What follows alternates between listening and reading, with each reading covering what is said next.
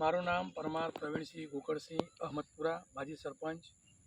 અમારે ઓઢા અહમદપુરા ગામે વરસી નદી પસાર થાય છે। નદી કિનારે 200 વીઘા જેટલી જમીન ખેડૂતોને આવેલી છે, જેમાં ચોમાસાની સિઝનમાં પાકોમાં દિવેલા, સોયાબીન, સૂંઢીઓ, ભીંડા આવું અન્ય વાવેતર કરેલો હતો। નદીનું પાણી ઘૂસી જતો પાકોમાં નુકસાન થયું છે। અત્યારે હાલ પણ જમીનમાં ઢીંચણ સામે જેટલું પાણી જોવા મળી રહ્યું છે। અગાઉ મેં તંત્રને જાણ કરી હતી કે વરાસી નદીની અંદર ગોડાબાવળ અને ઊંડી કરવામાં આવે તો અમારી ખેડૂતોની જમીન બચી જાય, અમારી એવી અપેક્ષા છે।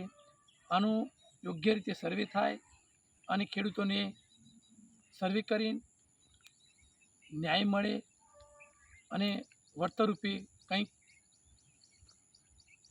સહાય મળે એવી અમારી અપેક્ષા છે।